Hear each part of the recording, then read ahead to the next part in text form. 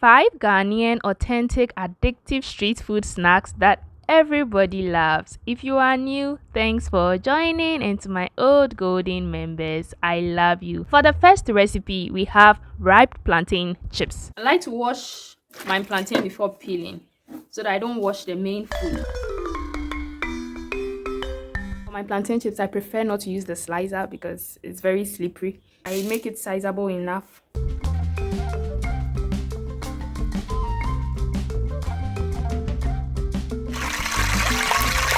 Our oil is now hot, so I'm coming to add the plantains.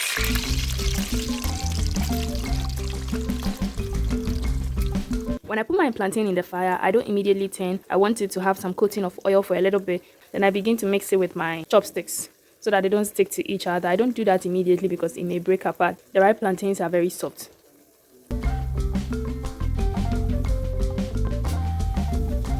I'm coming to add half a tablespoon of salt water.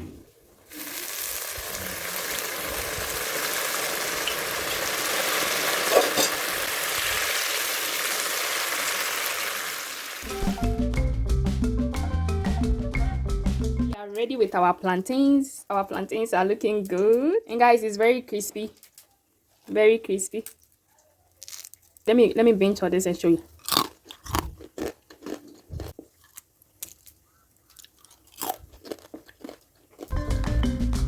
For this recipe, I'm going to use cassava, onion, and salt. First of all, I'm going to grate my cassava so that I can get a rough texture. The quantity in this video is a lot. I'm going to just scoop what I need for the recipe. After, I squeeze it with a cheesecloth to extract all the juices in the banche akaklo until it is very dry. Then I proceed with the mixing process. This is the quantity I'm going to use for my banche akaklo. For taste, I'm going to use salt. For flavor, I'm going to use 2 onions. I grated 1 and chopped 1. Onion is the secret ingredient to make banche akaklo very aromatic and very delicious, but using a lot makes it very bitter. So I proceed to add salt. Using a lot of salt also can make the banche akaklo very salty. I added a grated onion and gave it a stir. After incorporating everything together, I tasted and I realized that the onion is enough. So I reduced the quantity of chopped onion that I'll be adding into the mixture. I finalized it by adding the chopped onion and gave it a mix as well. I mixed it thoroughly so that everything can combine beautifully. I now proceed to scooping my mixture and molding it. For the molding process, get a chewy interior and a crispy exterior. I don't press my hand very hard because when I press my hand very hard, the banche akaklo is going to be hard after frying. For this recipe, I wanted a crispy banche akaklo, crispy outside, crispy inside. So I molded it very slightly. I didn't press my hand too hard to distort the texture of the banche akaklo. Not pressing the banche akaklo very hard enables it to get extremely crispy when I place it in the oil to fry. The oil can penetrate inside very well. After a while, I am done molding my banche akaklo, and this is the quantity that I had. It is enough for me and my family. Banche akaklo goes very well with coconut, but we don't have coconut in today's video. After, I place my oil on fire and begin to drop it inside. Banche akaklo consumes a lot of oil. Yeah, so when you come to make this recipe and you don't have oil, do not attempt to fry banche akaklo. It doesn't use shallow frying, it uses deep frying. It takes a long while on fire as well, and for me, I wanted it golden brown, so it took extra time on fire. Whilst frying, I took my skewer and stirred it gradually to avoid it from burning. It is really a necessary step. So after a long while, my banche akaklo is ready. Banche akaklo is very aromatic. When frying it, the whole house smells so good. And this is the result of my banche akaklo.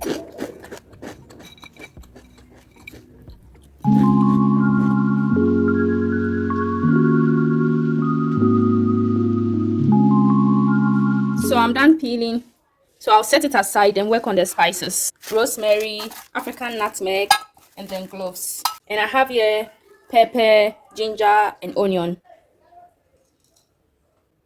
2 African nutmegs. Then our favorite rosemary. We'll begin to pound.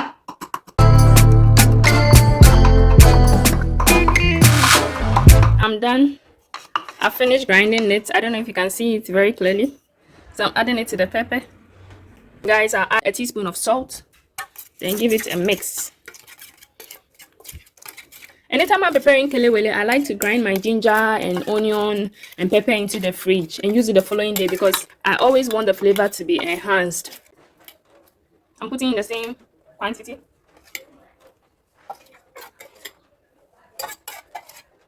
So now I want to use one to cover the other and let it sit for a while before I proceed to fry.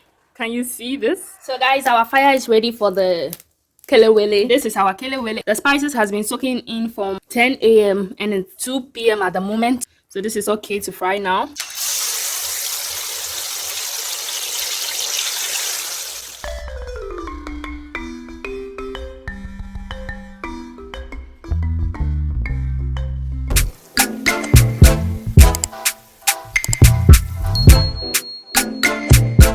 Is ready. Look at this beauty.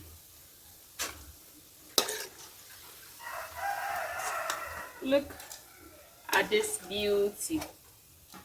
Our kelewele is ready. Look at how juicy. Let's give you a close view. Wow. You can't go wrong with kelewele and granite. It just doesn't complement it if you don't have granite. And the entire house smells good. We have 7 plantain and we are using 3 method. 1, 2, 3. We'll add this to the other method. For the first method, you only divide it into 2 like this. And for the second method, you divide it into half. For the third method, we poke. You just poke. Don't divide, you are just poking.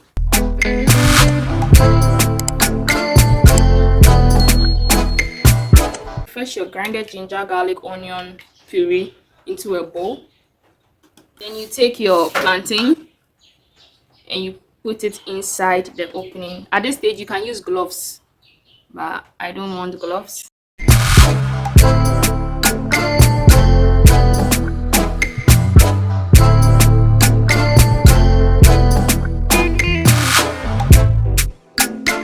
have our delicious spiced plantain here. Guys, our plantain is on fire. This is the regular coffee brookman, the one we are used to in Ghana. This is, we'll be taking this with the sauce, and this is spiced coffee brookman. So we will allow it to roast beautifully. Whilst it's roasting, we are turning. It doesn't stay long on fire. This is very quick. This food is one of the popular street food in Ghana. Anywhere you pass, you see them roasting plantain and yam on the street, and we mostly combine it with granite. But today's recipe, I'm just showing you the different ways I consume mine. And for my sauce, the sauce I put on the coffee brookman, I grind my ginger, my pepper, onion, garlic. I just do the basic blend mixture that we do when we are preparing our stew. I then put it in my frying pan, clean the earthenware with water, and then allow it to simmer and cook beautifully, and then add my granite paste. And guys, this is the key. The granite paste takes this to another level. I then proceed to add my salt and allow it to fry well, and garnish it with some onion and bell peppers. This is the spicy coffee brookman, spicy roasted plantain. The regular ones, this is my method. So for this one is the regular ones we consume. You basically take your plantain and then pair it up with roasted granite or fried granite. Whatever granite you have, whether fried or roasted, you can equally take it with the plantain. And this is very tasty, guys. If you're hungry and you consume this, you're going to quench your hunger. This is also the spicy grilled plantain. I replicated this from Kelewele, but not fried but roasted. This is also one that I love when I do not have stew or granite. I just spice my plantain and then roast it, and it's very delicious. This is my favorite. My filling is the stew that I made.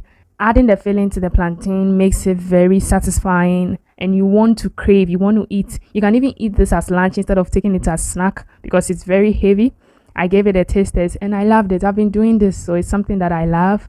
I always prepare the sauce down. When I roast my plantain, I just combine it with the sauce and I eat. So I don't stress making everything on the same day.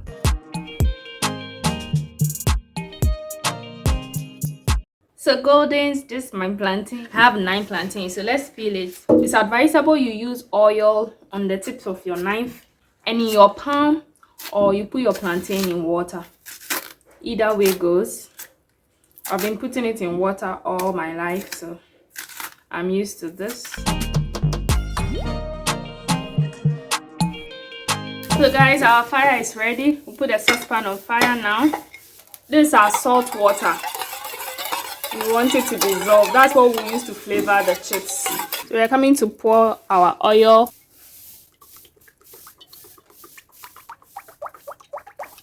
So guys, I thought I was recording all this while, but I wasn't recording. So I'm coming to start and begin to slide it directly into the oil.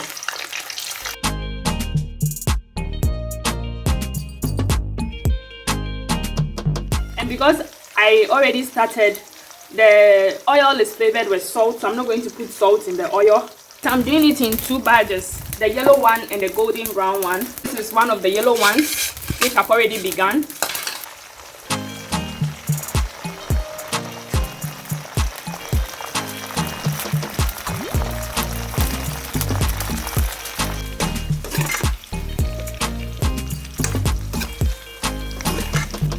I don't want to let it become golden brown. I'm doing 2 types. Personally, I like the golden brown. For this beautiful technique, all I do is take my grater and then pass it on. You have to be careful if you're not a professional.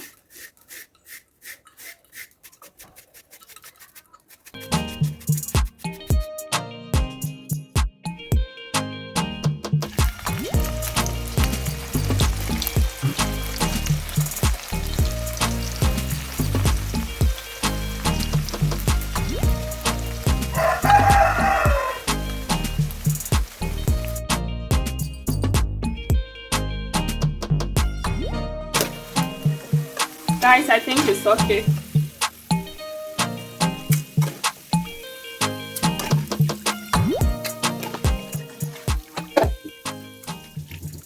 Guys, I'm done. As you can see, this is plantain chips. This is semi-golden brown. This is the longer ones. And this is my favorite. I'll be using this for a certain kind of breakfast. And this is the yellow one. I intentionally did this so that people wouldn't say on the comment section, I don't know how to do this. That's why it turned into golden brown. I personally prefer the golden brown. So this is the yellow ones. And this is the yellow ones for the tiny ones. And this is the golden brown for the tiny ones. And then my all-time favorite, the golden type. This is going to be similar to the ripe one, so if you don't take it you wouldn't know the difference, but as a plantain chips lover, when I see the difference I'll know. Let me munch on some for you to hear the crunch.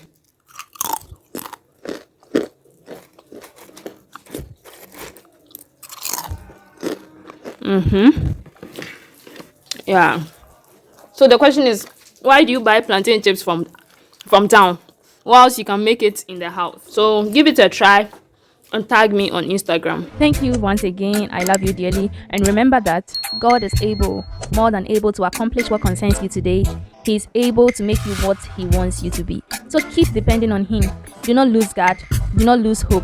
For whether we like it or not, His word is coming to pass. And He will come again for His children. I love you. And until next time, stay blessed.